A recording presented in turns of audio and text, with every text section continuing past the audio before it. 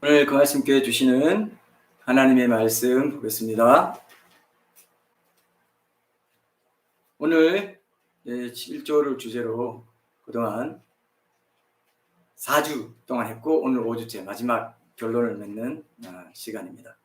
결론 맺는 시간이 가장 중요한 거 아시죠, 여러분?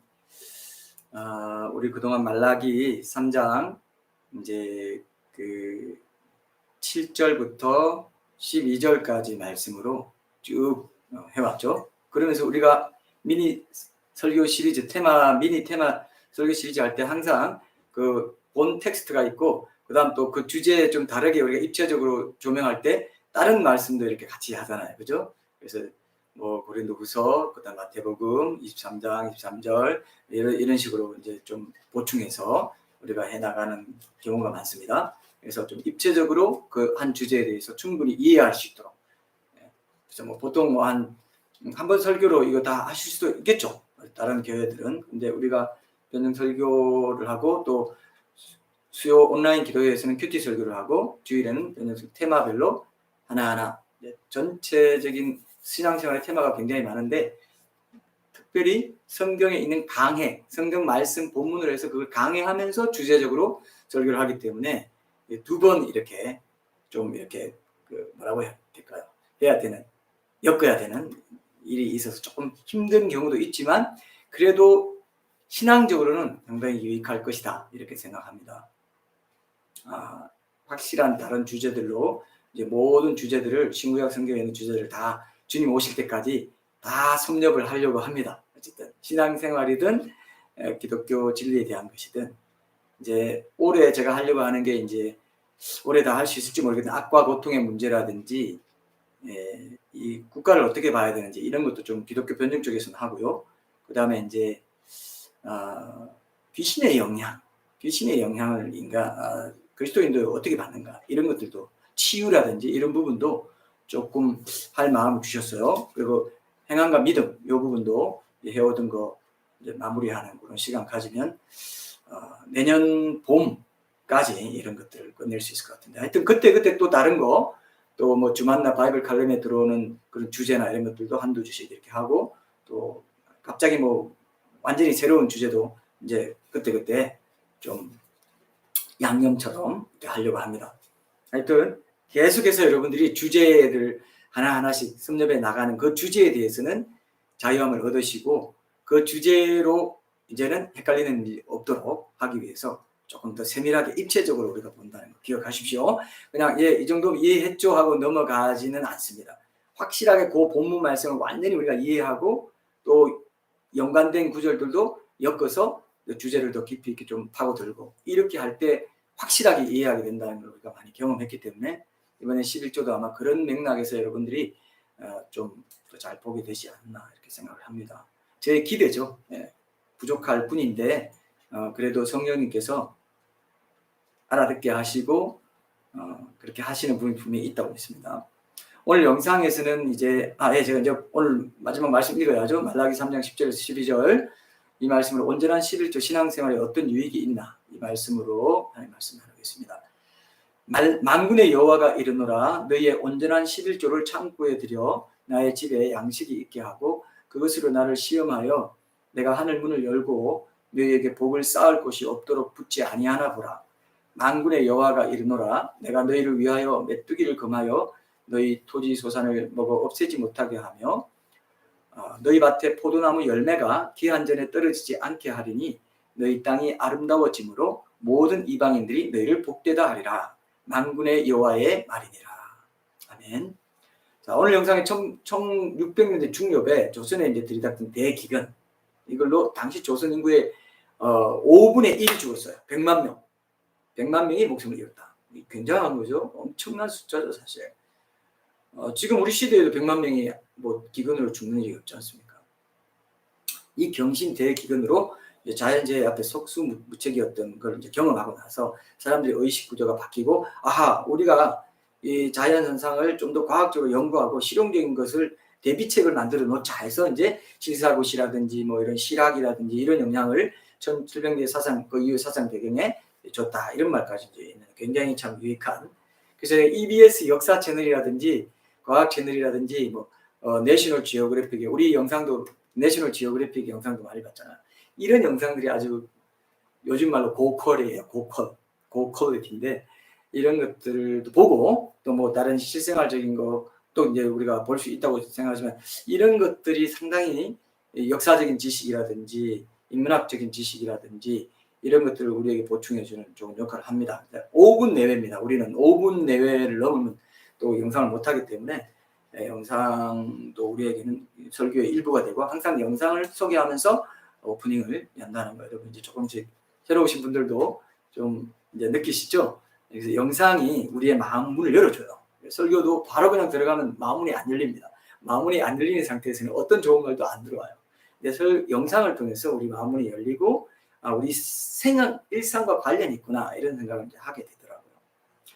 그래서 이것도 보면서 이제 큰 고난을 겪으면서 인류 역사가 이렇게 발전해온 그런 한 단면을 보여주기도 하는 거죠. 지금 인류는 코로나를 경험하고 있죠. 그래서 의학이나 문명이 발전하는 계기가 될지 아니면 정말 종말 시대의 출발점이 될지 이건 이제 아무도 모르죠. 하나님만이 그 시간표를 알고 계시기 때문에 제 개인적으로는 이것이 좀 잦아 들어가지고 복음을 더 전할 수 있는 은혜의 시간이 더 연장되었으면 하는 마음이 굉장히 간절합니다. 그러나 또 하나님께서 어떤 계획을 갖고 계신지 주님이 이제 곧 다시 굉장히 이제 오실 시간이 가까워져서 이게 이제 마지막 사인이다 이렇게 하실 수도 있단 말이죠. 그렇기 때문에 우리는 앞일을 모르기 때문에 또 예수님은 생각지 않은 때에 온다 그랬어요. 에이 이 정도면 안 오겠지 이때가 아니에요. 생각지 않은 때에 온다고 했기 때문에 늘 깨어 있어야 되는 거 이거 기억하십시오. 오늘 제가 영상 보면서 정말 크게 느낀 거는 이 대기근 같은 때에 비를 내려줘야 될 이 하늘 문이 닫히면은 한번 닫히면은 당시로서나 지금도 마찬가지예요. 하늘 문을 뭐 열 재간이 없습니다. 하늘 문을 열 수는 없구나. 사람은 안 되는구나. 하늘 문을 열기가 여러분 쉽습니까? 땅에 사는 우리에게 과연 뭐 가능하기나 한 일이겠습니까? 그거보다 먼저 더 하늘이 얼마나 높은지 우리가 도저히 닿을 수 없는 영역에 있다는 것을 아는 사람은 얼마나 될까 싶어요. 예, 진짜 여러분 어떻습니까? 하늘이 얼마나 높은지 이제 실감할 때가 이제 뭐 한강공원 같은데 뭐 돗자리 깔아놓고 저녁에 이렇게 맑은 날에 하늘을 딱 돗자리 깔아놓고 딱 누워가지고 하늘을 이제 쳐다봅니다. 그러면 별빛이 있어요. 서울에서도 맑은 날에는 한강에서도 별빛이 보입니다. 별자리 알아보는 건 뭐 북두칠성 정도밖에 없지만 어쨌든 딱 그 빛을 보면은 밝게 빛나요. 밝게 빛나는 게 보이는데 그때 저는 처음으로 그러니까 하늘을 볼 때만 늘 처음으로 야 하늘이 얼마나 높냐 정말 높구나 하나님은 얼마나 높은 데 계신가 이런 생각이 들어요. 예. 얼마나 멀리 떨어져 있고요. 그게 얼마나 큰지 그 몰라요. 엄청나게 크고 엄청나게 떨어져 있어요. 빛이 뭐 몇만 년 가는 광년에 떨어져 있는 건지 우리는 모르지만은 얼마나 높이 있는지 몰라요. 그게. 예, 그래서 이걸 여러분들이 기억하시면 하늘 문을 열기가 얼마나 어렵나. 그러면서 제가 드는 생각이 하나님이 나를 위해서 그렇게 높은 데 계신 하나님이 나를 위해서 이 땅에 사람이 되어 오셨구나 하는 생각 그때 들어요. 얼마나 감개무량한지 모릅니다. 우리가 예수님이 필요해가지고 여러분 상상을 해봅니다. 우리가 예수님이 필요해가지고 하늘 문을 열고 예수님 여기로 하나님 우리 같은 몸을 입고 우리같이 땅에 발 딛고 사는 흙집에 사는 이런 몸을 입고 여기 좀 내려와 주시면 안 되겠습니까? 우리 좀 구원해 주세요 한다고 하나님이 들으시겠습니까 여러분? 하나님이 스스로 결정해서 내가 이 높은 곳에서 저 낮은 땅에 그 개미보다 더 작은 사람의 몸을 입고 내가 가야 되겠다. 하나님이 결정하셨기 때문에 오신 거죠. 그래서 우리가 구원받게 된 거죠. 하늘 문은 하나님만이 여세요. 하늘 문. 얼마나 여러분 하늘 문이 대단한지 아세요? 하나님 여기서도 오늘 본문에서도 하늘 문을 열고 하나님이 열어주시니까 비가 내리고 뭐 기근을 해소시켜주는 이런 일들이 있단 말이에요. 한번 다치니까 안 열리잖아요. 우리 힘으로는 할 수 없는 거. 그리고 우리 주위에 요즘 이제 추석 연휴니까 잠깐 이 말씀 드리고 지나가고 싶은데 추석 연휴 되면 이제 비신자 가족들을 이제 만나지 않습니까? 그러면은 이제 복음 모르는 비신자들이 많이 있는데 우리가 입 한번 딱 닫고 있으면은 그들은 영원히 그들의 영원한 거처인 지옥 문 바깥으로, 지옥이라는 것은 하나님이 안 계신 곳을 말해요. 하나님과 분리되는 곳을 말합니다. 하나님 부재를 경험할 때 우리의 고통이 있어요. 영의 고통이 있고 육적인 고통도 있고요. 하나님 부재, 지금은 모든 사람이 성령님의 은혜, 일반 은총 안에 있기 때문에 가족의 사랑도 느끼고 햇빛의 사랑, 햇빛의 사랑도 느끼고, 햇빛이 좋을 때 여러분 얼마나 이 세상이 아름답게 보입니까? 하나님, 사람들이 다 그 하나님 부재가 아닌 곳에 살아가요. 사실은 모든 사람 하나님 편재하시기 때문에. 근데 그 임재를 우리가 느낀다는 건 우리가 그 하나님 알고 인격적인 교제를 하는 것을 말하는데요. 인격적인 교제가 끊긴 것을 영이 죽었다 그렇게 말해요. 인격적인 교제가 회복된 것을 영이 살았다라고 말합니다. 구원받았다라고 말해요. 모두 다 이미 하나님 안에 살고 있어요. 그런데 하나님 부재로 떨어져요. 죽고 나면 천국 지옥으로 나뉘기 때문에. 하나님 부재로 떨어지고 그렇게 되고 나면은 지옥에 들어가자마자 문이 닫히지 않습니까? 단테의 신곡, 여러분 잘 아시죠? 단테의 신곡의 지옥문 입구에 이런 글귀가 붙어 있어요. 여기 한번 들어온 자는 다시 나갈 생각을 하지 말아라. 다시는 못 나간다. 이렇게. 완전한 암흑이 두꺼워요. 흑암이 막 손으로 만져질 정도로 두꺼워요. 이걸 어떻게 표현할까요? 마치 지옥 다녀온 사람 같네요. 그러나 간증들을 좀 보면은 이 지옥의 암흑이라는 것은 이 땅에서 경험한 암흑이 아니더라. 엄청난 암흑인데 너무 두터워가지고 손으로 만져질 것 같더라. 이렇게 표현합니다. 그러면서 저 멀리서 불꽃이 보여요. 불못입니다. 어두운 속에 불꽃이에요.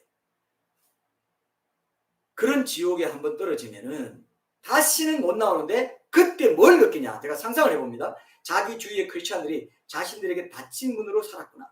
그들이 입 한번 딱 닫았는데 그것이 이 땅에서 저 높은 별에 있는 것은 그렇게 먼 거리였어요. 그 입 한번 닫고 있는 게 지옥에서 천국만큼의 거리였다 이거예요. 우리가 입 한번 닫고 있는 게 그만큼 큰 일이에요. 그들에게는. 생각합니다. 아, 그때 내 언니가, 내 동생이, 내 이웃집 식구가, 내 누가 이걸 지옥에 떨어지면 다 예수님 알거든요. 예수님이 모든 사람이 예수 죽었구나. 그분이 하나님이셨구나. 하나님 그 자신이셨구나. 이런 일이 있나 그때 알아요.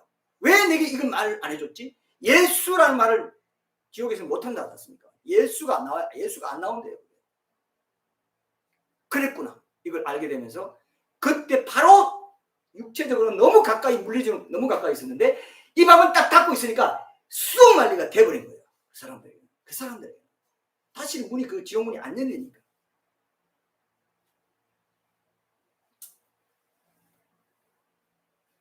누가 그런 간증하더라고요. 이 혀를 불로 지지고 불로 지지고 이 새꼬챙이 불로 달궈진 새꼬챙이로 귀를 뚫어버린다는 거죠. 이런 고통은요 인간이 상상할 수 없는 고통입니다. 인간이 상상할 수 있는 모든 고통의 양이나 질을 무한히 초월하는 것이 지옥의 고통이에요. 그러니까 여러분 하나님을 떠난 인간의 비참함이라는 것은 하나님이 얼마나 무서운지를 알게 되는 것이에요. 그게 고통을 통해서, 형벌을 통해서. 여러분 그 심판 떨어지지 마세요. 살아계신 하나님의 손에 떨어지지 무서울진저 그랬어요. 살아계신 하나님 손에 떨어졌다. 그건 인간의 상상할 수 있는 모든 고통과 흑암과 이 모든 것들을요 초월하는 고통 가운데 들어가는 거예요. 너무 안타까운 일입니다. 심지어 교회 왔다 갔다 했다는 사람들도 그런 사람이 많다고 하니까 그날에 많은 사람이 나보고 와가지고 나 이런 일하고 저런 일하고 섬기고 교사도 하고 교회에서 다 했는데 내가 어떻게 내가 하나님과 떨어져야 됩니까? 넌 나랑 인격적인 교제의 깊은 관계를 안 맺었어. 난 너 몰라. 불법을 해야 한다. 떨어져. 이렇게 하는 일이 앞으로 우리 앞에도 열려있다는 걸 늘 기억하십시오. 이거는 매번 강조할 겁니다. 왜냐? 일주일에 한 번 강조하는 또 적어요. 매일매일 사실 강조해야 돼요. 뭐 매일 큐티 나눔을 통해서도 저도 강조하고 여러분도 되새김하니까 그건 더 좋은 거죠. 그래서 매일 묵상하는 사람이 그만큼 복이 있는 겁니다. 근데 여러분 이거는 아무리 강조해도 지나치지 않아요. 왜? 한번 떨어지면 닫힌 문이 돼버리면 하는 문이 닫히면 다시는 은혜가 없어요. 은혜의 단비가 안 내려요. 하나님이 한번 닫아버리면 절대 열 자가 없어요. 하나님이 열면 닫을 자가 없습니다. 하나님이 아시죠. 우리가 할 일은 꼭 말씀에 순종하는 거예요. 말씀에 순종해서 비신자들에게 복음 전하고 또 말씀에 순종해서 그죠? 하나님이 지금 하늘 문이 열리는 게 뭔지 아니? 네가 땅에 살면서 흙집에 살면서 그렇게 작은 존재를 살면서 하늘 문이 열리는 게 뭐니? 온전한 11조야 라고 말하고 있잖아요. 이게 오늘의 키입니다. 온전한 11조가 뭐길래 하늘 문이 열리는 열쇠가 됩니까? 아니 그러면 나 절대로 안 놓칠래요. 이렇게 돼야 된다는 거죠. 아니 하나님 그렇게 중요하게 보세요? 그게 뭐길래? 우리 다 봤죠? 1주, 2주, 3주, 4주 그게 뭐길래 다 봤죠? 오늘 결론이죠. 하늘 문은 열쇠가 그거예요? 그거를 무시하고 산다는 건 바보네요. 이렇게 돼야 되죠. 바보입니다. 하나님이 안 열면 열릴 자가 없는데 내가 열 수 있는 길이 있네? 그게 언제나 11조라고 하네. 그게 뭐길래? 이렇게 돼야죠. 여러분. 우상 숭배하고 밀접하게 관련했어요. 하나님 친밀한 교제를 물질이 막고 있는 그 부분을 떼내. 그게 구원이야. 너와 내가 친밀한 관계를 맺고 사는 거. 일상 속에서도 나와 함께 동행하는 거. 그것이 11조하고 연결되어 있거든요.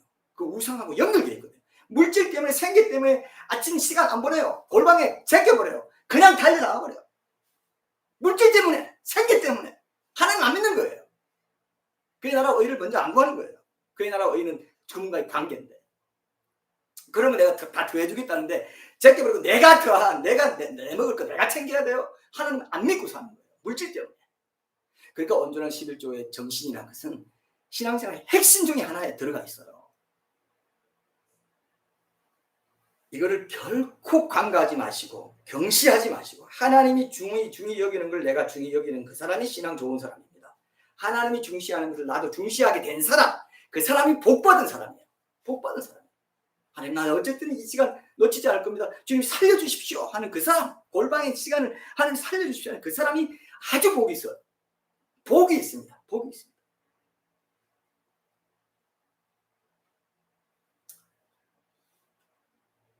그렇구나. 근데 이렇게 말하는데도 뭐 비신자들 예수나 불신자고 이런 거 그냥 뒷돈으로 듣고 지나치는 것처럼 여기 하늘 문 여는 열쇠 있습니다 해도 여러분들이 이렇게 듣고도 몇 주일 동안 걸쳐 듣고도 지나고 나면 잊어버리고 뭐 그때 들을 때는 좀 그랬는데 뭐 그게 대단한 거라고 지나가면요 어떻게 되겠습니까? 하나님이 중시하시는 걸 제껴버리게 되니까 여러분들의 삶에 진정한 복이 임할 수가 없게 되겠죠. 그죠? 돈 내라 뭐 해라 이런 말이 아니죠. 그죠? 우리 그거 아니라고 했잖아요. 그죠? 여러분들의 신앙을 지키십시오. 돈이 얼마나 교묘하게 여러분들을 갉아먹는지 몰라요. 물질이요. 물질 신입니다. 만문이에요. 사람이 재물과 하나님을 겸하여 섬길 수 없다.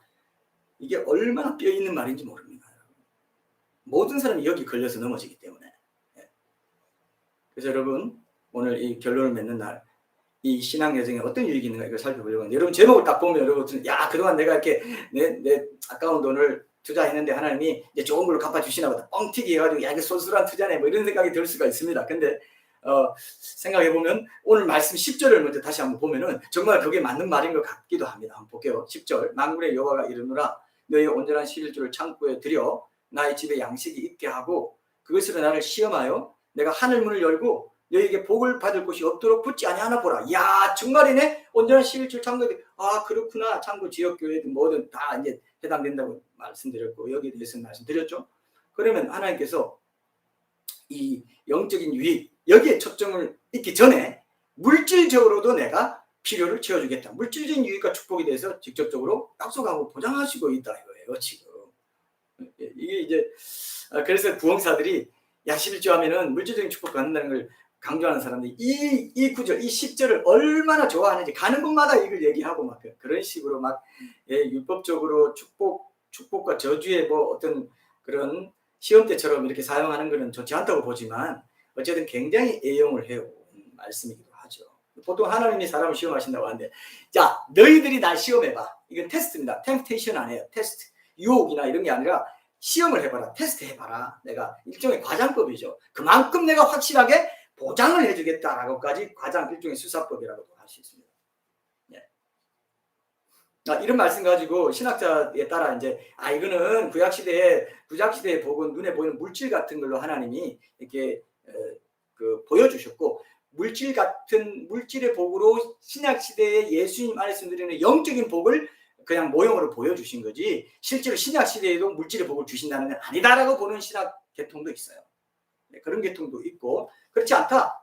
분명히 성경에 보면은 요한삼서 1장 2절 같은 구절 보면 분명히 사랑하는 자요 내 영혼이 잘된 같이 내가 범사에 잘되고 강건하기를 내가 간구하노라. 최근에 지난주 중에 소천하신 조영희 목사님의 삼박자 구원, 삼박자 축복 뭐 이런 주제의 말씀이기도 하죠. 이게 어려운 시절에 우리나라 어려운 시절 1958년에 처음 개척하셨을 때 그때 전쟁 후에 다 가난하고 그쪽 처음 시작했던 그 대조동인가 거기가요 전부 가난하고 전부 막 집도 없고 제대로 뭐 먹지도 못하는 그런 사람이 다 모여 시작했는데 그때 이런 말씀이 필요했던 거죠. 시대적으로 지금은 이 말씀이 사실 시대적으로 필요한 말씀은 아니에요.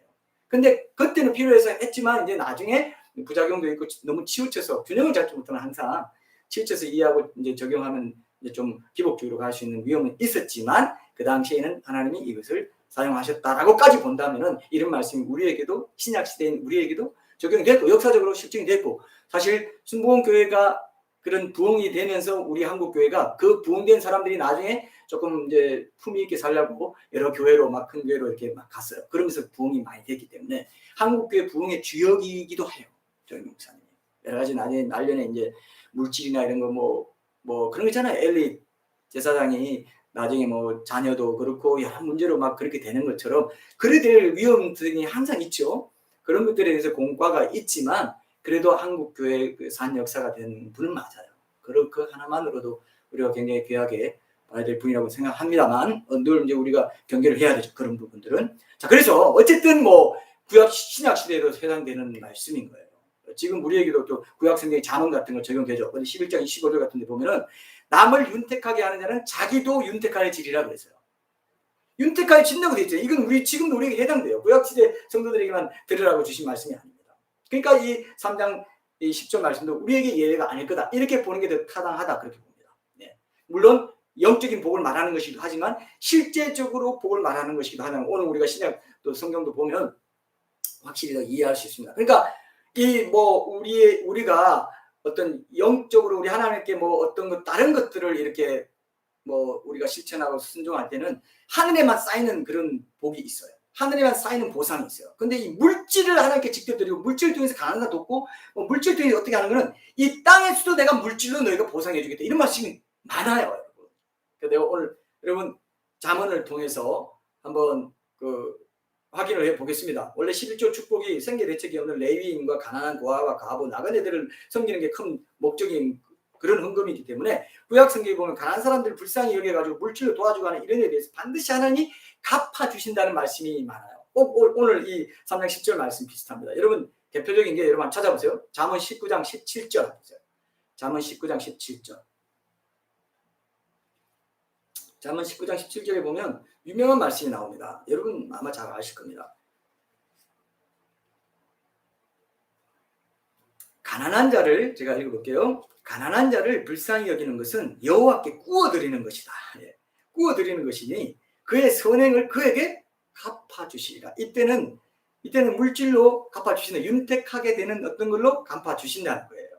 그래서 여러분 11조를 하고 하는 정신이 가난한 자를 구제하는 이런 예외인다 이런 것들을 구제하는 정신에 맞닿아 있기 때문에 11조 생활을 제대로 했더니 하나님이 이렇게 물질의 복을 주셨다는 간증이 굉장히 많아요.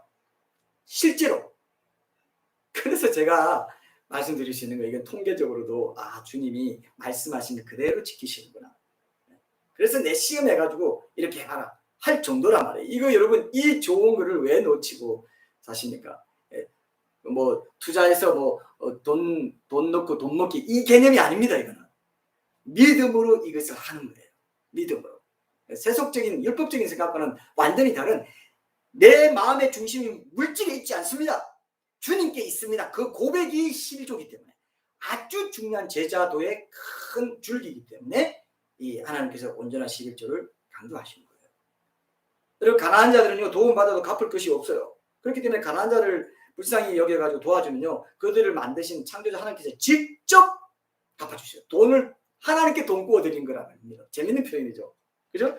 그들을 대신해가지고 왜냐면 그들이 갚을 능력이 없으니까 그들을 대신해가지고 저는 이런 말씀 개인적으로 제게도 참 특별한 말씀드립니다. 제 삶에 자주 체험되고 그때마다 하나님께서 이 말씀을 기억하게 해주셔가지고 하나님께서 이 약속의 말씀이 내 삶에 이루어지게 해주셨구나 이걸 많이 느끼는 말씀입니다. 여러분도 그렇죠, 그죠? 일종의 시험을 하나님께 한 것일 수도 있지만 하나님께서 그 시험을 좋게 여겨가지고 응답해 주신 그런 말씀이다 하는 생각이 듭니다. 네. 그래서 이 구제라는 게 사실은 뭐 꼭 돈을 갖고 남을 도와주는 것만 있는 게 아니에요. 사실은 뭐 내 시간과 에너지와 은사를 들여가지고 힘들어하는 어떤 이웃을 위로하는 것도 구제가 되고요. 뭐 문자로 말 한마디라도 따뜻하게 신경 써가지고 따뜻하게 해주는 거 이런 게 다 어떤 사람에게는 큰 구제의 섬김이고 상이 있어요. 예. 근데 이제 오늘 우리 주제는 이제 11조와 같이 물질로 헌금하고 그 물질이 어려운 이웃들에게 쓰임받게 할 때 하나님께서 물질로 갚아주시는 법 그걸 말하는 거죠. 근데 그런 구제나 다른 섬김은 하늘의 보상이 쌓이는 거지만은 이거는 물질 직접 이 땅에서도 하나님이 물질로 응답해 주시는 이 땅에 붙는다고 하늘 물려고 이 땅에 붙는다 했잖아요.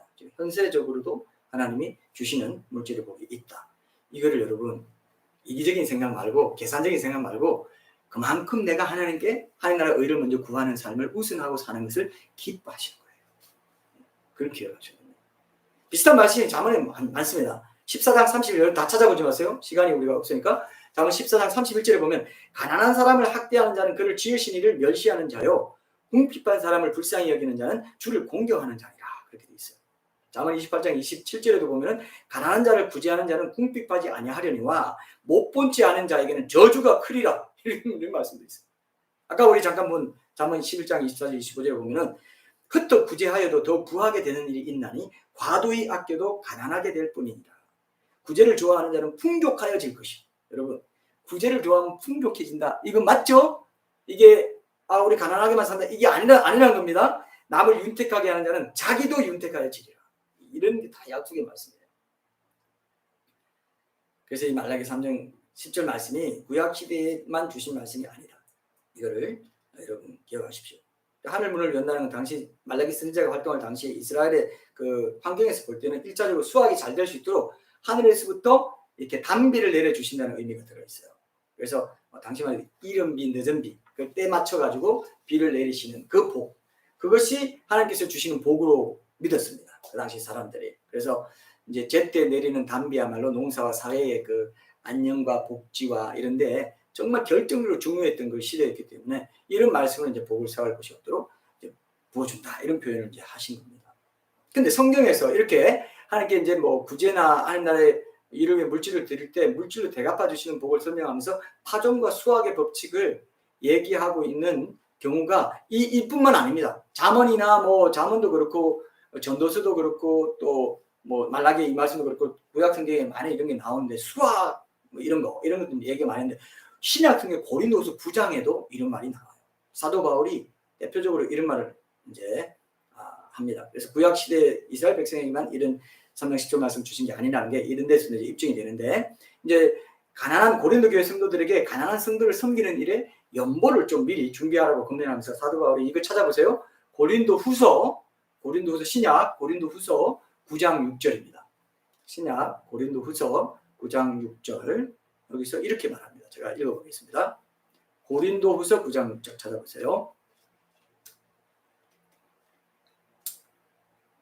예, 읽겠습니다.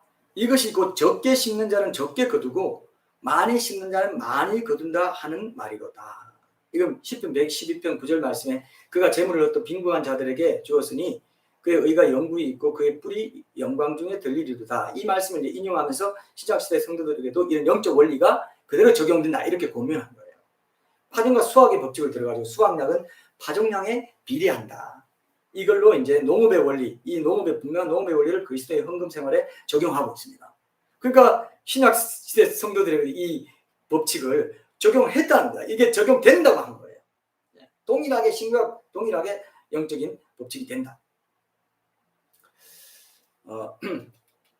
근데 고린도후서 9장 7절 그 밑에 9장 6절 그 밑에 10절을 한번 보세요. 10절. 9장 10절. 고린도후서 9장 10절. 좀 더 의미심장한 말을 남기고 있어요. 심는 자에게 씨와 먹을 양식을 주시는 이가 너희 심을 것을 주사 풍성하게 하시고 너희 의의 열매를 더하게 하시기니 이렇게 말했죠.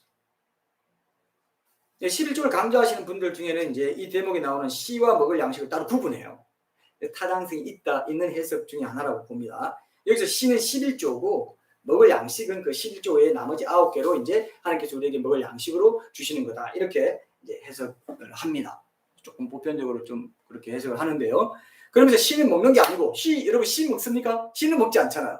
씨는 먹는 게 아니고 심어서 열매를 맺게 하는 건데, 그 씨에 해당하는 11조를 먹을 양식으로 삼아가지고 다 먹어 치워버리면 안 된다. 이런 이제 경고가 있어 왔죠, 그동안도. 씨는, 여러분, 농부들 아무리 어려워도 씨를, 종자 씨앗을 먹지 않는다고 합니다, 실제로. 그리고 여러분, 어부는 아무리 어려워도 이 그물을 팔지 않습니다.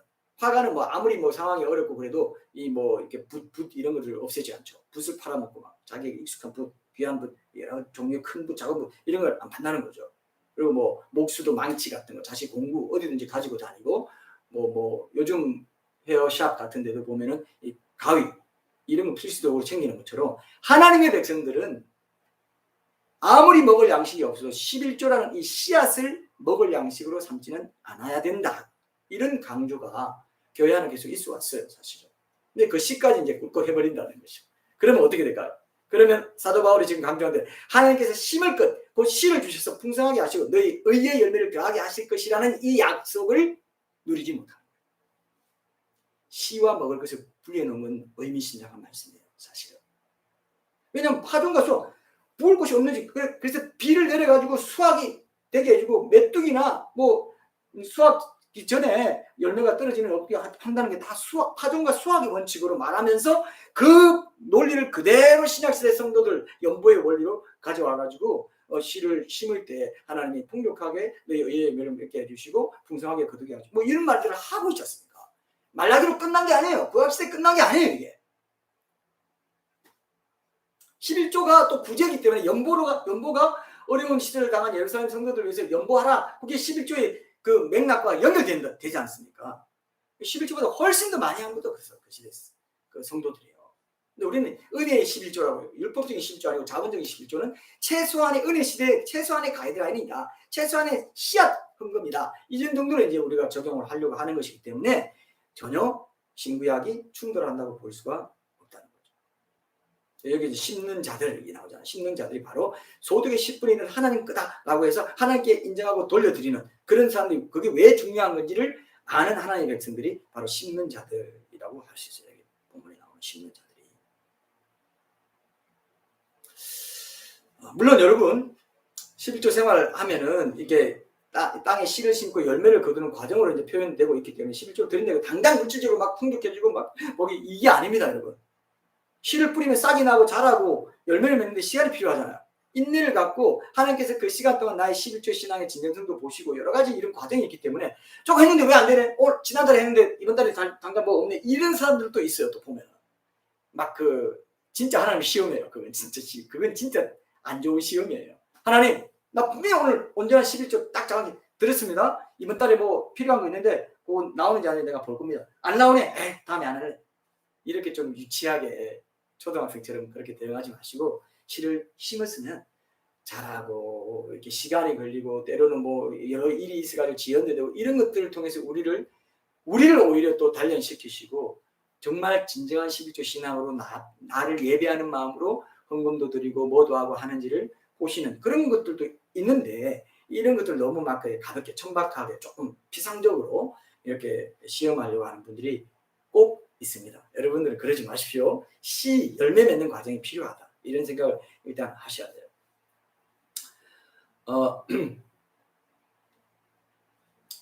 그래서 지금도 이제 사실 뭐 파종하고 수확하는 게 옛날 농사를 짓던 사람들한테나 적용되는 비유가 아닌가 이렇게 생각할 수 있지만 모든 이 시대에 사는 모든 직업인들이 사실은 땅에 심어가지고 그 땅에 심어서 열매를 거두는 삶을 살고 있어요. 비유적으로 본다면 뭐 모든 일이 땅에서 나는 여러 종류의 광물이나 나무 열매나 곡식 등을 갖고 사람들의 필요에 맞게 가공하고 그것을 유통하는 일을 하고 있어요. 여러분 뭐 수력이든 뭐든 그러니까 땅에서 물이 나오고 물 나온 그걸 가지고 뭐 이렇게 가공해가지고 전기로 내보내고 뭐 이런 것도 다 유통업이고 서비스업이고 그것도 다 땅을 땅을 경작해라. 경작해가지고 컬처가 문화 문명이라는 뜻이 컬처가 경작하는 거잖아요. 밭을 가는 거잖아요. 그게 다 땅에서 나는 광물, 핸드폰 같은 것도 땅에서 나는 어떤 철과 규사, 유리 제품 같은 걸로 다 만들고, 핸드폰도 다 반도체에 들어가는 그 세미한 그런 것도 다요. 땅에서 나는 그런 철이나 이런 걸 땅을 경작한 거예요. 스티브 잡스가 땅을 잘 경작해가지고 핸드폰이라는 이 문명을 개발한 것입니다. 그래가지고 파니까 돈이 생겨서, 그러면 땅을 갈아가지고 열매 맺는 거하고 똑같단 말이에요. 지금도 모든 사람은 다 땅을 경작해서 땅이 보고입니다. 땅이 모든 우리 인간들이 살 수, 땅이 사실 흙을 가진 땅이 얼마나 귀한지 몰라요. 현대인들이 왜 이렇게 병이 많고 잡병이 많고 이렇게 하냐 했을 때, 땅을 아스팔트로 너무 다 깔아서 그렇다, 이런 진단까지 나올 정도입니다.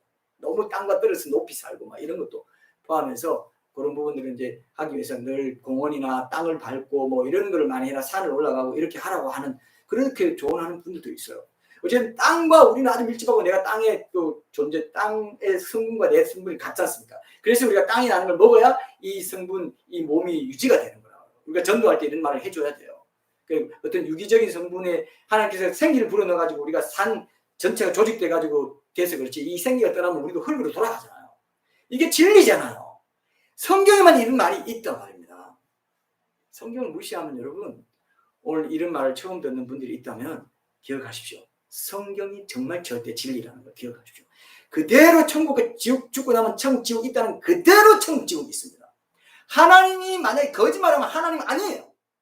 하나님 자격이 없어. 심판장에 자격이 없어. 자기가 거짓말했는데 무슨 심판장이 되겠어요. 천국, 지옥 있다, 그대로 있어야 심판할 수 있어요. 모든 사람 심판할 수 있어요. 심판장이시기 때문에 모든 사람 대신해서 죽을 주실 수가 있었어요. 모든 사람 죄를 다 하나도 남기시, 다 용서를 십자가 그 피로 다 용서하신 거예요.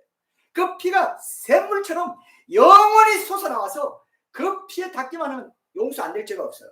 모든 사람의 죄, 김일성, 뭐 김정일, 저런 나쁜 놈 해도요, 하나님 앞에서는 다 용서가 돼버려요. 그게 복음이고 은혜입니다. 하나님이시기 때문에 가능한 거예요. 무한히 그 구속의 은혜가, 지금도 그 피가, 샘물 같은 피가 계속 솟아옵니다. 영적으로 보면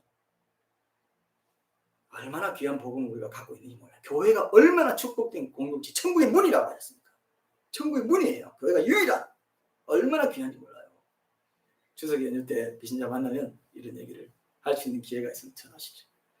어쨌든 똑같죠. 지금도 땅을 통해서 우리가 수확합니다. 그게 지금도 정확하게 이제 연결이 된다는 것을 기억하십시오. 그래서 성경에 보면 우리 삶의 구체적인 영역과 실제로 연결 안 되는 게 하나도 없어. 허투루 기록된 게 하나도 없어.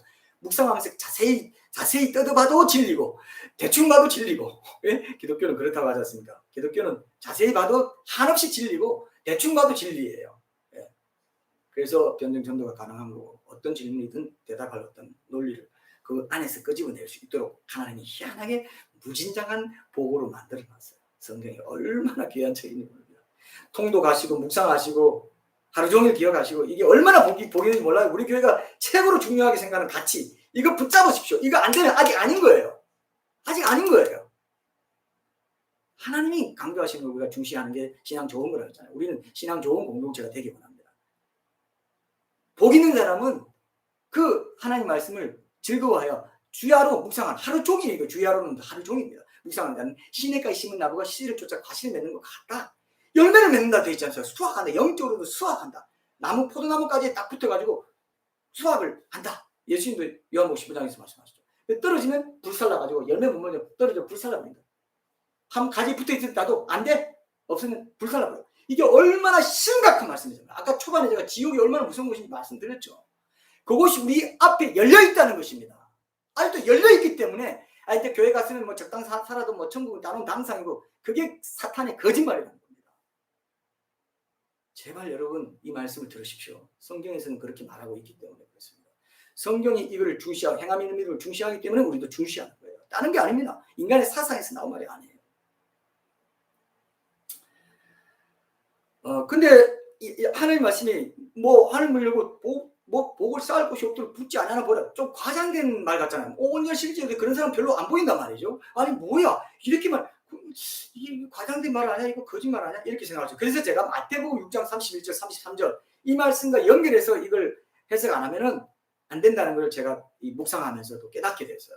여러분 다 아는 마태복음 6장 31절 33절 이건 다 아니까 제가 읽을게요. 찾아보지 마십시오. 그러므로 염려하여 이르기를 무엇을 먹을까 무엇을 마실까 무엇을 입을까 하지 말라. 이는 다 이방인들이 구하는 것이라 너희 하늘 아버지께서 이 모든 것이 너희에게 있어야 할 줄을 아시느니라. 그런데 너희는 먼저 그의 나라와 그의 의를 구하라. 그리하면 이 모든 것을 너희에게 더하시리라. 이 모든 것을 너희에게 더하시리라. 이 말씀에서 더하시리라를 부어주시리라로 한번 읽어도 무방합니다. 그래서 이 말씀을 보면 이 모든 것이 뭡니까? 이 모든 것이 뭐예요? 무엇을 먹을까, 무엇을 마실까, 무엇을 입을까 하는 것. 그게 이 모든 것이에요. 한번 말씀하시죠. 그리고 그 뒤에도 다시 이 모든 것을 너희에게 더하시리라. 두 번 말했어요. 두 번이나 강조하셨어요. 필수적으로 우리 삶에 채워져야 할 필요, 그걸 가르치는 겁니다. 그러니까 하늘 아버지께서 우리가 무엇을 먹을지 무엇을 마실지 입을지 아시고 그 부분을 채워주신다고 말씀하시죠. 의식주만을 구하기보다는 하나님 나라와 의를 곧 하나님과의 관계를 중시하는 삶, 온전한 11조 신앙과 관련해서 볼 때는 하나님의 것을 하나님께 돌려드리는 삶을 먼저 구하면 나머지 우리 삶에 필요한 것들을 하나님께 친히 더해주시고 부어주신다는 그 뜻입니다. 그죠? 그 뜻이죠. 예. 근데 이 말씀을 기초해서 오늘 본문 한번 보세요. 3절시죠. 내가 하늘문을 열고 너에게 복을 쌓을 곳이 없도록 붙지 않아 보라. 이 말씀의 의미를 해석해야 이제 제대로 해석이 되는데 여기 나오는 쌓을 곳이 없도록이란 말은 원어적인 의미를 보면은 그 요구가 없어질 때까지라는 뜻입니다. 그 요구가 없어질 때까지. 그러니까 달리 말하면 우리의 필요가 채워질 때까지 부어주신다는 거죠. 그러니까 기본적으로 여기서 말하는 복은 뭐냐면은 우리 삶에 필수적으로 필요한 것들을 모자라지 않게 풍성하게 채워주시는 그런 복을 말해요. 그러니까 하나님은 우리 모든 필요를 충족시켜 주시겠다는 거지 반드시 우리가 가진 모든 욕심이나 탐욕 이것까지 풍족하게 충족시켜 주시겠다고 약속하신 게 아니에요. 내가 필요한 대로 주시는 거지 내가 원하는 대로 주시는 게 아니라는 겁니다. 이걸 기억해야 돼요. 이게 안 되니까 자꾸 하나님이 주셨는데도 안 주셨다. 섭섭해하고 원망하고 불평하는 마음이 우리 안에 찾아온다는 겁니다. 하나님이 내 필요한 거 아세요. 필요한 만큼 난 너 줬어 하는데 하나님 비교하면서 저 사람 저렇게 잘 살고 저렇게 넓은 집에 살고 저렇게 하고 저렇게 풍족하고 잘 먹고 잘 사는데 난 뭡니까? 하면서 비교하면서 내가 탐욕을 부리는 것까지 채워달라는 게 잘못된 것입니다. 하나님의 아까 제가 그랬죠. 감사 제목이 얼마나 많은지 모르겠다. 하나님의 눈으로 내 삶을 보고 내 삶의 환경을 봤을 때 감사할 게 너무 많다는 게 왜 그 말이 나옵니까? 그러니까 범사에 감사하지 않을 수 없고 항상 기뻐하지 않을 수 없게 되는 그게 믿음인데 하나님의 눈으로 내 상황을 본 거예요. 근데 따라서 세상 사람들이 세상 사람의 가치관, 물질주의 가치관, 세속주의 가치관. 적어도 아파트는 이 정도는 돼야 돼. 적어도 뭐 카는 이 정도 돼야 돼. 뭐 우리 애들은 뭐 어느 정도는 뭐 해야 돼. 우리는 이 정도 갖고 살아야 돼. 그게 누가 가르쳐 준 겁니까? 세상이 가르쳐 준 거예요. 예수 하나님 뭐라고 하셨습니까? 무엇을 먹을까, 무엇을 마실까, 무엇을 입을까. 거기에 대해서 하나님은 너희들에게 꼭 필요한 걸 하나님이 잘 아셔. 그러니까 너희들 필요한 만큼 준 거야. 그리고 그걸 통해서 훈련시키시고 하나님 나라에 더 부유하게 하시려고 하나님과의 관계에 더 부유하게 하시려고 때로는 조절도 하셔. 안 주시기도 하고 구하기도 하시고 그러면서 그게 영적인 복이대로 복을 부어주시는 그 과정 속에 하나님의 뜻이 드러나게 되도록 하나님의 지혜 가운데 우리가 하나님과 상호 교통하면서 신앙생활을 하도록 그게 다 영적인 복이 되고 결국은 그렇게 절제하면서 살았을 때 영원한 천국에서는 이 말 그대로 영적으로 해석하면 복을 그냥 엄청나게 수천 배 수만 배로 확장해가지고 확대해가지고 내가 어떤 사람한테 막 1,000원을 줬는데 그 돈이 천국 창고에 가면은 수십억 원이 돼 있어요. 제가 조금 과장하면은 왜냐면 영원한 보화 썩지 않은 보화로 수십억 원이 내가 1,000원을 줬습니다. 근데 수십억 원 돼 있다고 생각해봐요. 그게 하늘나라 셈법이라고. 그러니까 부어주시는 게 맞죠 사실은. 그러나 우리 삶에서는 이 모든 것을 더하시리라 하는 그 모든 것에 해당된다는 거. 내 필요지 내가 원하는 대로 내 욕심 채워주는 거 그것까지 약속하신 게 아닙니다. 많은 사람들이 이걸 오해합니다. 그렇기 때문에 어떻습니까? 이걸 오해하기 때문에 자꾸 그렇게 안 주셨다고 생각하니까 이런 욕심이 있으니까 사탄이 우리를 합법적으로 방해하고 은근히 원망과 불평의 마음을 품게 할 빌미를 합법적으로 사탄한테 내주는 거예요. 이런 내가 원하는 대로 안 해주셨네. 나는 원하는 게 이건데 하나님은 내 필요만 다 채워주시고 이렇게 생각합니다. 근데 예수님이 뭐라고 하셨어요? 이 필요 그걸 정확하게 채워준다. 그게 하나님 보고 주시는 거예요. 내 쌓을 곳이 없는 거 내가 딱 내 필요가 딱 채워지니까 쌓을 곳이 없도록 주신 거죠. 그러니까 이 원어적인 의미도 요구가 없어질 때까지 필요가 채워질 때까지 부어주신다는 원어적인 의미도 여기 있고 뭐가 부족합니까? 복을 쌓아주시. 내 필요만큼 주셨기 때문에 더 이상 쌓을 곳이 없어요. 이걸 잘 기억하세요. 이렇게 될 때 이걸 감사히 받을 때 항상 기뻐하고 범사에 감사하는 삶, 그리스도 예수 안에서 우리를 향하신 하나님 뜻대로 사는 삶이 이제 가능한데, 이게 안 되면은 정말 이게 쉽지 않아요. 우리의 눈이 안 바뀌면. 11조 신앙을 갖는 것도 바로 그거죠. 하나님의 눈으로 하나님 것을 들린다. 그게 예배자의 기본이거든요. 이걸 여러분 붙잡으십시오. 아주 중요합니다. 이 모든 것. 이 모든 것은 사도 바울이 디모데전서 6장 8절에서 우리가 먹을 것과 입을 것이 있은즉 족한 줄 알라. 아까 무엇을 먹을까 무엇을 입을까 똑같이 말했어요. 사도 바울도 디모데전서 6장 8절에서 우리가 먹을 것과 입을 것이 있은즉 족한 줄로 알 것이니라. 이 모든 것은 내 욕심까지 들어있는 게 아닌데 그까지 들어있다고 생각하고, 세상 사람들이 잘 사는 그 기준이 하나님이 원하시는 그 내게 채워주셔야 될 기준이라고 내가 정하고 하나님께 달라고 하는 게 하나님께 원망하고 불평하게 만드는, 기쁨과 감사로 반응하지 못하게 하는, 사탄이 합법적으로 내 마음을 주장하도록 내가 사탄한테 마음을 내준 거야. 그러니까 딱 주장하고 너 계속 원망하고 불평해, 계속 염려해, 계속 뭔가 안 풀리고, 계속 뭔가 하나님 안 주셨다고 계속 아버지가 어떻게 나한테 이렇게 할 수 있어. 지금 다 누리고 있으면서 믿음의 눈을 딱 뜨고 보면 감사할 것밖에 없고 기뻐할 것밖에 없는데도, 다 있는데도 아니에요. 아직 이거 있어야 돼요. 저거 있어야 돼요. 아직 안 준 거에서 계속 눈이 가 있으니까 감사가 안 나와요. 인색해져 사람이. 점점 11조 신앙도 버려버리고 자기 좀 챙겨가지고 남과 비교하는 거 더 맞추려고, 그 돈으로 맞추려고 하고 사니, 그 씨를 먹고 사니 열매가 있겠어요? 물질의 열매가 안 생기는 겁니다. 여러분 이게 심각하게 봐서 오늘 제일 중요하다 했잖아요. 요거 놓치면 평생을 놓쳐요. 결단하십시오. 아주 중요합니다. 아주 중요합니다. 히브리서 기자도 히브리서 13장 5절에서 돈을 사랑하지 말고 있는 바를 족한 줄로 알라 그랬어요. 돈을 사랑하는 게 뭐예요? 돈이 필요할 때 적절하게 사용하는 그런 정도가 아니고 자신의 욕심으로 항상 좀 더 부해지길 원하는 상태예요. 돈 사랑. 돈 자체는 죄가 아닙니다. 돈 자체는 중립이에요. 그건 환산 가치고 교환 가치를 갖고 있는 거지 않습니까? 근데 그걸 사랑하는, 돈을 사랑하는 일만한 게 뿌리라고 했어요. 사랑하는 거는 그 뭐냐면 더 부해지기 원하고, 원하는 탐욕, 원하는 거, 필요한 거 아니에요. 필요한 거는 됐어요. 하나님이 주신 대로 살면 돼요. 근데 원하는 거예요. 자꾸 원하는 거예요. 그게 돈을 사랑하는 것입니다. 있는 바를 족한 줄로 알라. 그건 하나님이 채워주신다. 그리고 디모데전서 6장 6절에 자족하는 마음이 있으면 경건은 큰 이익이 된다. 물질이 풍족하게 만족을 두고자 하지 않고 하나님과 교제하는 가운데 바른 관계를 추구하는 경건을 통해서 자족한 마음을 갖게 되면 세상적인 유혹이나 이런 물질에 대한 지나친 관심을 떨치고 하나님께만 소망을 두면서 정말 진정으로 풍족한 삶을 살게 된다. 그 풍족한 복을 우리가 신약시대에 더 볼 수 있어야 된다는 거죠. 물질에 매이지 않는. 그죠? 그래서 하나님께서 이렇게 하지 않도록 때로는 지속적으로 재정적인 안정을 누리는 상황을 허락하지 않으시기도 합니다. 우리가 자꾸 원하는 거 안 채워준다고 자꾸 하면요, 때로는 진짜 아주 핍절하는 상황이 되기도 해요. 그러면서 하나님께 더 가까이 나아가도록 물질적으로 우리의 필요만큼만 채우시고, 그리고 이제 물질적으로 꼭 맞는 거 주실 때는 더 하나님이 또 응답하고 싶을 때 할 때는 다른 방법으로 채워주시기도 합니다. 뭐 우리의 사회적 지위나 명예를 주시기도 하고, 뭐 일터가 안정되게 한다거나 자녀가 건강하거나 마음의 평화를 주신다거나 이렇게 또 주시기도 하고, 꼭 물질로만 풍족하게 채워주셔야 뭐 그런 복이 있다라고, 이 땅에서 복이 있다라고 생각할 필요가 없어요. 다른 걸로도 채워줍니다. 그런 것도 다 하나님이 주시는 어떤 은혜죠. 보상적인 은혜죠.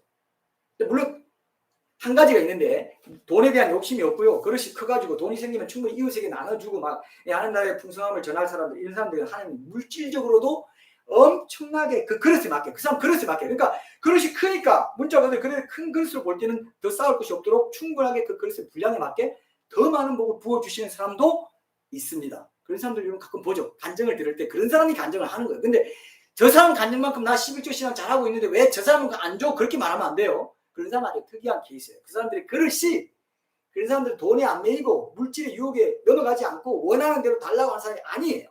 더 많이 도와주고 싶은 마음이 많아가지고 그런 은사가 있고 해가지고 하나님 필요하면 엄청나게 부어주신 고개를 일반화시키면 안 돼요. 나는 그런 경우를 봅니다. 근데 그렇게 일반화시키면 안 돼요. 사실은 그들의 필요가 그리고 그들도 그들의 필요가 타인에게 나누는 데 있기 때문에 거기에 맞게 그 필요만큼 채워주시는 것이기도 하고, 나에게는 또 이만큼 채워주시는 거고, 그릇에 맞게 주시는 거예요. 여러분 열왕기하 4장 1절 7절에 보면 엘리사에게 한 과부가 와가지고 엘리사 생도, 그러니까 제자죠. 엘리사 제자가 죽고 나서 그 사람이 지금 빚이 있는데 빚진 그 사람이 빚을 준 채주가 와가지고 너 두 아들 정으로 데려가겠다. 너 돈 없잖아 하니까 어떡합니까? 어떻게 돈이 필요합니다 하니까 그릇을 가져와라. 뭐 있냐 해서 그릇, 기름 그릇 하나 있다네. 그 그릇을 이웃에 많이 이제 구해가지고 와라 했어요. 다 해가지고 딱 이제 빈방에 놔두니까 거기다가 다 채워가지고 그 물 채울 때마다 빈 그릇이 다 기름 채워져가지고 그거 갖고 팔아가지고 줘라 하고 난 뒤에 그릇 더 있냐 해도 없다니 그때 그릇이 딱 기름이 딱 끊쳐졌어요. 그릇이 준비된 분량만큼 하나님이 또 예수 채워주시는 그 은혜가 있다. 이런 식으로 적용할 수 있는 말씀이에요. 그래서 여러분 복을 쌓을 곳이 없도록 부어주시는 것을 자신이 한없이 부리는 욕심까지 일일이 그때그때 다 채워주시는 걸로 오해하는 사람들은 진정으로 풍족한 삶을 평생도록 누릴 수 없는 것은 사실이에요. 왜냐하면 우리 욕심이 한이 없기 때문에 그렇습니다. 이걸 기억하세요. 자족하는 마음을 갖는 것이 풍족한 삶을 누리는 데 큰 이익이 된다. 11조 신앙하면서도 신앙으로 살면서도 자족하는 훈련을 계속 해야 된다는 걸 기억하십시오. 오늘 결론적으로 일상적으로 경험하는 두 가지 물질의 복이 여기 나오죠. 그래서 하나님이 하늘 문을 열고 뭘 쌓을 곳이 없도록 부어주시는 게 그게 우리의 필요를 실제로 일상 속에 채워주시는 거라는 걸 예를 들어서 두 가지를 예를 들었습니다. 11절 보세요. 11절 만군의 여호와가 이르노라 내가 너희를 위하여 메뚜기를 금하여 너희 토지 소산을 보고 없애지 못하게 하며 너희 밭에 포도나무 열매가 기한 전에 떨어지지 않게 하리니 그랬어요. 첫 번째로 우리가 이제 어떻게 농사 짓는 상황인데 우리한테 가까이 적용하면 메뚜기를 검해서 토지 소산 먹어 없애지 못하게 한다는 건 뭐냐면은 어떤 사람은 실컷 고생해가지고 돈 많이 벌어가지고요. 멀쩡하던 가족들 중에 누가 뭐 갑자기 병이 나고 뭐 교통사고 나가지고 큰 돈 날린다든지 이런 경우가 있습니다. 그러니까 실컷 벌어가지고 뭐 이렇게 병원비나 벌금 같은 걸로 낸다 합시다. 그러면 이게 메뚜기에 해당될 수가 있어요. 병충해로부터 우리 삶에 필요한 물질을 엉뚱한 대로 새나가지 않도록 지켜주시는 거. 이런 일들을 하나님이 우리가 꼭 필요한 것을 채워주시기 위해서 그런 일을 막아주신다는 겁니다. 뭐 엄청나게 모아가지고 막 필요 없는데 다 줘가지고 물질의 유혹에 빠져가지고 그때 그랬잖아요. 우리 현진자매가 그랬잖아요. 번영을 이기는 사람은 없다. 고난을 이기는 사람은 100명이지만 번영을 견뎌내는 사람은 1명이다. 이런 명언을 남겼는데 어쨌든 그런 식으로 우리의 꼭 필요한 불필요한 낭비 그 줄이도록 막아주도록 해주신다는 거예요. 두 번째는 우리 밭에 포도나무 열매가 기한 전에 떨어지지 않게 한다. 이건 뭐냐면은 우리 삶의 필요가 제때 중간에 누수되거나 지체되는 그런 일이 없이 채워진다는 말이에요. 예를 들어 뭐 가족 중에 누가 계속 다니는 회사를 그만둬야 될 상황이 되면은 그만두기 전에 다른 직장을 미리 알아볼 수 있도록 하나님이 배려를 해 주신다든지 제때에 중간에 누수되지 않도록 지체되지 않도록 그때 채워주시는 삶을 우리에게 주신다. 삶의 필요를 채워주는 거예요. 예. 그런 은혜의 손길을 예배해 주신다. 뭐 메뚜기가 다르게 해석하면 외부 환경에서 오는 그런 어려움 때문에 내 삶에 어떤 필요가 방해받지 않도록 한다고 할 수 있고 이 포도나무, 포도 열매는 내부적인 어떤 문제로 수확하는 데 문제가 생기지 않도록 해주신다. 이렇게 해석할 수도 있고 하여튼 이 두 가지 복을 실제적으로 주시겠다. 이렇게 약속하셨어요. 그러면 너희 땅이 아름다워짐으로 모든 이방인들이 너희를 복되다 하리라. 만군의 여호와의 말. 이 아름다워진다는 건 히브리어로 헤페츠라고 하는데 하나님께서 땅을 기업을 주시겠다고 말씀하신 이름이 헵시바.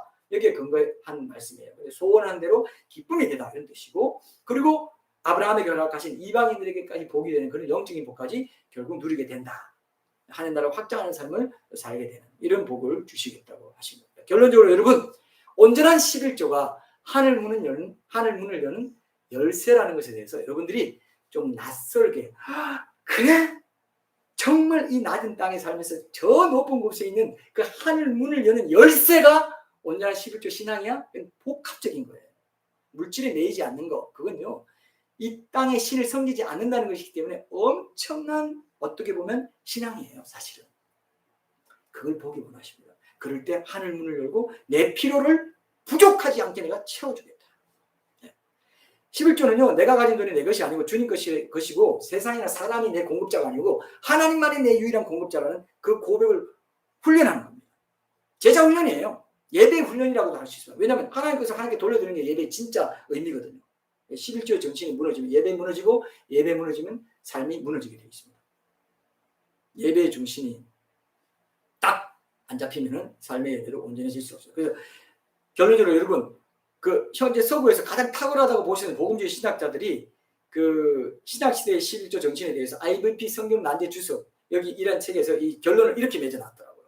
11조가 하나님 재산을 훔치지 않는 걸 하면서 이렇게 썼습니다. 보세요. 그리스도인은 11조를 내라는 율법의 요구를 받는가? 아니다. 그런 직접적인 진술은 없다. 하지만 11조 간섭은 모세의 율법보다 앞서며 따라서 모세 언약에 국한된 법적 혹은 제의적 규정이라고 말할 수 없다는 점에 주목해야 된다. 또 율법 아래에서 11조를 내는 것이 합당했다면 그리스도인 신자들은 오늘날 우리가 얼마나 더 많은 것을 받았는지 깨달아야 하고 그들보다 적게 실천하려고 해서는 안 된다. 이 점도 주목해야 된다. 하나님의 제사를 훔치는 사람은 누구나 거기에 더하여 자신을 비참하게 속이지 않을 수 없다. 지금 현존하는 미국 서구의 영미의 최고의 복음주의 신학자, 신실한 신학자들이 이렇게 결론을 내렸어요. 말라기서를 이렇게 해석하면서 이렇게 결론을 내렸습니다. 하나님 거 훔치지 말라. 하나님 내 거를 누가 훔치냐? 그걸 그대로 신학시대 성도들에게도 적용을 하고 있습니다. 공부 많이 한 신학자들도 이거 아니다. 그보다 더 적게 실천하려고 해서는 안 된다. 그건 씨앗이다. 이렇게 말하고 있는 거예요. 그래서 여러분, 오늘 여러분들의 삶을 다시 한번 돌아보십시오. 하나님 믿는다는 건 그 지금까지 돈을 주인으로 삼다가 하나님을 주인으로 삼게 된 거예요. 근데 여기서 계속 돈의 미련을 갖고 돈을 좀 더 모아가지고 내가 어떻게 해버리라. 돈 하나님 것까지 내가 훔쳐가지고 내가 삼아가지고 어떻게 해버리라. 그건 신앙으로 사는 게 아니라는 겁니다. 주인이 바뀐 삶을 아닌 삶을 계속해서 고집하고 살아간다. 가장 중요한 믿음의 시금석 중에 하나가 이 지금 11조 신앙, 헌금 신앙이라고도 할 수 있어요. 아주 중요합니다. 그럼 여러분들이 이런 밑그림을 파악했다면 이제 성령님께 기도하면서 여러분 각 개인에게 어떻게 인도하실지를 일대일로 이제는 각자의 상황에 맞게 이제 어떤 우리 교회는 이렇게 한다더라 그게 매이지 마시고 율법적으로 매이지 마시고 이제 인격적으로 성령님께 기도하면서 여러분 상황에 맞게 이 인도를 받으셔야 돼요. 이 11조 신앙에서도. 그래서 우상 숭배를 걷어내시고 그죠? 온전히 우리 하나님만 바라보는 이런 삶을 사셔야 돼요. 하나님이 11조 하면 왜 이렇게 오늘 말씀대로 축복한다고 하는지 아세요? 그건 사랑이 하나님이시기도 하지만 공의 하나님이시기도 하기 때문에 하나님은 행한 대로 갚으시고 심은 대로 거두게 하시는 분이기 때문에 이 11조의 물질의 문제에서도 반드시 그렇게 하시기 때문에 11조의 물질의 축복이 약속되는 겁니다. 자문에도 있고 고린도 후서에도 오늘 나오잖아요. 고린도 후서 9장에도 오늘 나오잖아요. 심은 대로 거둔다. 많이 심으면 많이 거두고 이거는 하나님이 공의로우시기 때문에 신약 시대에도 하나님은 공의로우시기 때문에 물질의 문제에서는 이렇게 특별히 축복을 약속하고 있다는 것을 기억하십시오. 그럴 때 하나님이 여러분 돈이 필요해서 하나님이 가지려고 돈을 달라는 게 아니에요. 이웃을 돕게 하려고. 그래서 창조주 하나님으로서 모든 피조물에게 나누고 베풀고 하는 하나님의 그 기쁨, 하나님의 그 성품 이걸 누리고 배우게 하려고 11조 하라는 겁니다. 하나님이 돈이 필요해요? 지난주에 봤죠? 모든 게 다 내 건데 이 진정한 기쁨을 맛봐라. 나눌 때 베풀 때의 기쁨. 내 창조주 하나님은 모든 걸 나누고 주시는 분이잖아요. 주는 것이 받는 것보다 더 복이 있다고 하는 그 복, 그 성품을 그러니까 이 그 나눔의 이 극치가 뭡니까? 그 사랑이 나누는 극치가 성신이었잖아요. 자기를 아예 그냥 나누잖아. 자기를 아예 다 버리고 자기를 다 내려놓고 보좌 다 버리고 우리와 같은 이 그 껍데기 육신의 흙을 똑같은 흙을 소유한 흙으로 만들어진 몸으로 오신 게 나눔의 극치고 그 성신을 따라 살아가는 사람이 제자들이라는 거예요. 제자도라는 거죠. 십자가 제자도. 자기를 부인하는 제자도. 그게 11조 신앙을 통해서 여러분들이 그렇게 살아갈 때 여러분 필요도 채워지고 하나님도 더 닮아가고 하나님의 뭐 물질 필요해서 여러분 답답하지 않습니다. 아버지의 그 마음을 너희도 알아서 천국을 함께 이 땅에서 이루고 영원히 천국에서 그런 마음으로 같이 살아가면서 삼위일체 하나님이 영원 전부터 서로 교제하고 행복했던 것처럼 그렇게 기쁨의 공동체로 살자꾸나. 이 땅에서도 그렇게 살면 안 되겠니? 11조를 내기로 해서 그렇게 할 수 없겠니? 그게 오늘 결론이에요. 하나님도 닮아가자는 겁니다. 베푸는 사람이죠. 이거를 못했다면은 그다음 율법적으로 돈 넣고 돈 먹기 그러면 뭐 준다 이 차원이 아닙니다. 사실 엄청 더 큰 거예요. 더 큰 복이 있습니다. 물질과 함께 영적인 복은 더 말할 수 없이 크죠. 그리고 그 물질을 이 땅에서도 보상하시지만 영원한 데는 아까 그랬죠. 1,000원 줬는데 수십으로 천국에 쌓인다. 영원한 복은 더 많이 주시죠. 엄청난 복이 있습니다. 여러분들이 가진 그 작은 물질로 영원한 하늘 창고에 사는 복을 누리시기 바랍니다. 여러분 기도하시고 제가 마무리 기도하고 축도하겠습니다.